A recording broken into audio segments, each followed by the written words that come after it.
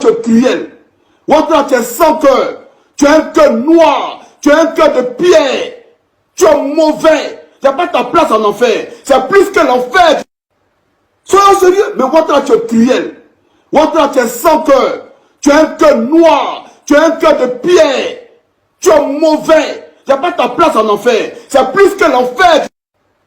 Je parle de Serif Ousmane, je parle de Zakaria Kone, je parle de Veto, je parle de l'os de Ma, je parle de vous tous, je parle de Djabao, je parle de tous ceux qui sont là, qui se disaient Farakrossiens là, que vous avez foyé à votre mission. Aujourd'hui, vous êtes devenus des femmes parce que vraiment, on a mis des galons sur vos épaules et vous êtes arrivés, vous avez oublié tous les pactes que vous avez signés. Et vraiment, je tiens à vous rappeler que parmi vous tous là, et vous-même vous êtes au courant, je me rappelle, beaucoup de monde ont eu la malchance, je le dis toujours, et je parle toujours surtout de la Camorra surtout, c'est des gens qui ont eu la malchance de courager Alassane Dramane Ouattara depuis son avènement en 93 comme Premier ministre.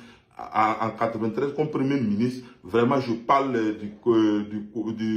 je parle du général, je vais dire du général Ibrahim Koulibaly, et vraiment qui a pris vraiment la sécurité de ce premier ministre dans son temps en charge, et vraiment qui s'est retrouvé dans la rébellion, et vraiment tous ceux qui ont été en contact avec M. Alassane Dramane Ouattara en tant que sécurité du premier ministre à son temps, et c'est eux qui sont œuvrés même pour la première marche de la rébellion. Je parle de Mobio, je parle de Bolokourou Faké, je parle de Zarazara, je parle de la Grenade, je parle de Ibrahim Koulibaly, je parle de Aboudé, je parle de toutes ces personnes-là vraiment qui faisaient la Camorra aujourd'hui, qui étaient au premier plan, qui se sont retrouvés vraiment au paradis parce que Alassane s'est arrangé pour les expédier et tous. Voilà, Dieu merci. Et vraiment, aujourd'hui, je veux parler directement aux Farakrossiens, aux chefs de guerre, aux généraux aujourd'hui qui se disent que vraiment, ils sont aussi la vérité. N'oubliez pas votre pacte que vous avez signé au Burkina là. N'oubliez pas cette pacte-là, va vous bouffer, vous tous.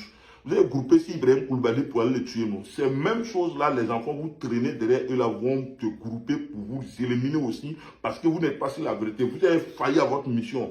Tout ce que vous avez géré au Burkina Faso ici là, vous avez oublié parce que vous êtes dégradé, vous mangez ce que vous voulez, vous ne mangez plus haricots. Donc aujourd'hui là, vous avez oublié tout et vraiment, et vous êtes assis là, et le vieux ne fait que dénigrer Soro, et vous êtes assis là, les sous tous sont en prison et puis ça vous dit rien, et vous-même vous n'avez même pas de mots à dire tellement vous êtes devenus des femmelettes.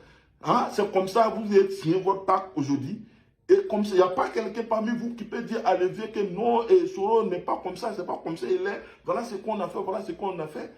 Vous n'êtes pas capable de faire ça. Parce que vous avez peur de M. Alassane Dramane Ouattara aujourd'hui. Non, vous êtes décevant, on ne va pas de vous dire que vous êtes des Farakrossiens. Je parle de vous. Vous qui dites que vous êtes des généraux aujourd'hui. Je parle de vous. Vous avez oublié votre passé au Burkina Faso. Il faut qu'on les rappelle. Voilà. Le caïman de Sacré de Sabou vous attend. Oui, les ruines de Yoroponi vous attendent. Vous savez, le Burkina vous attend. Vous êtes au courant. Vous savez ce que vous avez tué. Vous savez dans quel siècle vous êtes rentré. Et vous savez ce qui se passe. Donc, ressaisissez-vous parce que je sais que, au moins, lui, il monte dans la dignité. Mais vous, là, vous allez périr mal, plus qu'Ibrahim Koulibaly. Vous allez périr. Il faudrait qu'on se dise la vérité. Je parle de vous. Vous êtes au courant de ce que vous avez fait au Burkina Faso. Vous avez oublié le pacte que vous avez signé. Il n'y a pas ces maisons de marabout, il n'y a pas ces fétiches. Vous n'avez pas bouffé au Burkina Faso pour aller combattre en Côte d'Ivoire. Et aujourd'hui, vous êtes assis là, vous êtes devenus des femmelettes. Vous n'avez plus rien à dire. Hey. En tout cas, attendez-vous à cette malédiction-là. Ça va vous suivre. Jusqu'à la période de votre vie, ça va vous suivre. Merci beaucoup, chers camarades. On a ça. Le pouvoir actuel, nous le savons très bien, et l'attaque de Digo le prouve parce que la mobilisation s'est partie depuis Abidjan. Vraiment, c'était un circuit depuis Abidjan qui a été recruté. J'ai même été contacté pour ça, en qui j'ai refusé vraiment de combattre, venir, retourner, parce que sur le mot aussi on dit, on ne prend pas caillou pour jeter son pays, et vraiment j'ai décidé à ça, je n'ai pas été d'accord. Et Alassane Dramane Ouattara est au courant de ce qui se passe parce que il a recruté peut-être des mercenaires avec des démobilisés et implanté une base depuis Bouna, depuis la forêt de Bouna, et vraiment faire la formation française avec l'armée française et vraiment vouloir héberger les malfaiteurs les djihadistes aujourd'hui au niveau de la forêt de Bouna pour venir combattre le Burkina et venir dormir en Côte d'Ivoire. Et vraiment, c'est des choses déplorables, mais c'est une vérité qui se passe aujourd'hui. Et n'oublie pas que il y a toujours des anciens collègues, que ce soit les démobilisés, que ce soit les ex-militaires qui sont là aujourd'hui, qui ont bien été contactés de venir pour détruire le Burkina Faso parce que Alassane avait un pacte avec les Blancs, avec les Français, et vraiment, il est venu vraiment tout gâter ça. Donc Alassane ne se sent pas à l'aise parce qu'il doit honorer son pacte avec les Blancs. C'est ce qui fait qu'Alassane combat le pouvoir actuel. Et malgré le capitaine Ibrahim Traoré est si la vérité, mais tellement Alassane s'est embrouillé avec des contrats, des choses même avec les Blancs. Donc Alassane aujourd'hui, c'est de combattre IB pour donner aux Blancs. Voilà. Mais il n'oublie pas que son village au Burkina Faso, il le dit toujours, que Alassane se dit Ivoirien, mais tous les Ivoiriens n'ont pas leur village au Burkina Faso. Et vraiment, depuis la Côte d'Ivoire, nous le savons très bien, il y a une base arrière depuis Tengrela, où la force spéciale est basée là-bas. Et ça, depuis Bouna aussi, et il y a les démobilisés qui ont été recrutés, il y a des ex-combattants qui ont été recrutés en complicité avec l'armée française pour se mettre dans la forêt de Bouna et vraiment faire face au Burkina Faso. Et nous le savons très bien que le peuple qui habite vers Yarabana, toute la longueur de frontière entre le Burkina et puis la Côte d'Ivoire, ils ont été utilisés et les enfants ont été utilisés, des grandes personnes ont été utilisées et il y a même des Burkinabés qui sont complices et nous le savons très bien que depuis la forêt de Bouna, Alassane est en train d'orchestrer et former des gens en complicité avec l'armée française pour venir attaquer le Burkina Faso. Et quand ils sortent, ils traversent le fleuve, ils viennent attaquer. Et vraiment, l'armée ivoirienne fait le couvre et fait une ouverture pour qu'ils puissent rentrer en Côte d'Ivoire. Et vraiment, c'est déplorable aujourd'hui que Alassane se retourne sa veste contre son propre pays.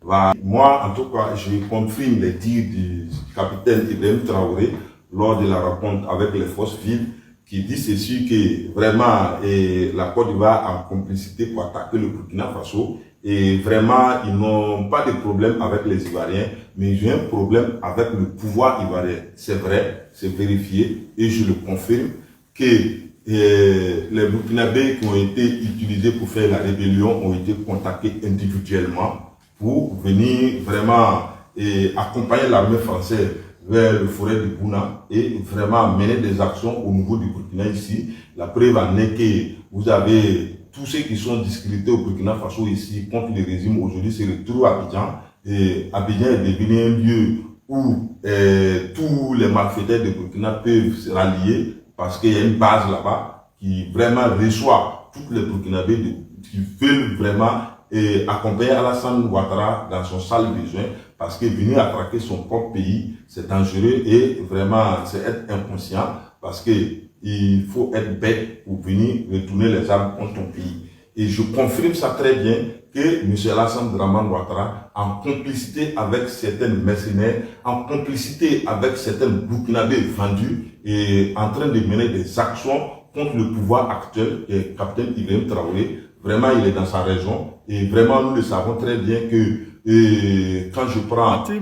On vient d'écouter ici ensemble un ex-rebelle qui nous a fait de grosses révélations sur la rébellion en donnant les détails, en citant les noms, de telle sorte que personne ne peut venir contredire. Et nous avons vu le même rebelle qui nous dit avoir été contacté une seconde fois, mais cette fois pour attaquer le Burkina Faso. C'est-à-dire, il est venu confirmer les propos du capitaine Ibrahim Traoré quand il a fait son discours à la jeunesse où il disait qu'il n'a pas de problème avec les Ivoiriens en eux-mêmes, mais avec le gouvernement de Côte d'Ivoire. Et bah, ce frère-là vient nous dire que oui, tout s'explique, car lui qui a été dans la rébellion, lui qui a travaillé pendant des années dans la rébellion, à déstabiliser le pouvoir du président Laurent Gbagbo, peut dire avec certitude que bien évidemment, ce que le capitaine Ibrahim Traoré dit, que tout est vérifié. Et qu'à Tégré-là, il y a tout ce qu'il faut là-bas pour préparer une rébellion qui va déstabiliser la Côte d'Ivoire.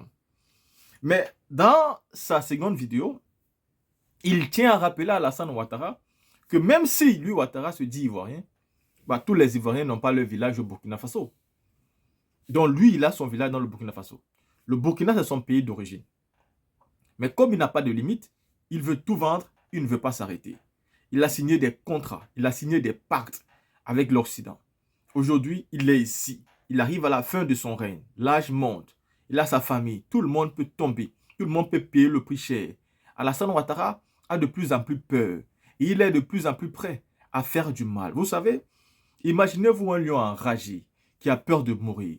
À chaque fois que vous approchez devant ce lion, la rage et la colère fait à ce qu'il veut vous dévorer tout de suite.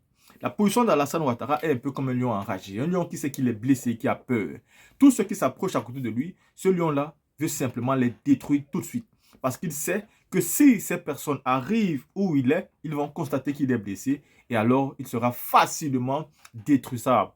Donc Alassane Ouattara sait très bien que aujourd'hui, il est un lion blessé. Il est au sol et il faut qu'il fasse peur aux autres pour que personne ne s'approche de lui, de peur que les gens constatent sa blessure qui est infectée et qui est aujourd'hui en train de prendre une ampleur dont il ne peut même plus se défendre. Alors, à chaque fois que les Ivoiriens veulent faire quelque chose, il essaie de les détruire. À chaque fois qu'un pays voisin essaie de sortir du joug colonial, il essaie de mettre tout en place pour que ceci ne puisse pas aboutir.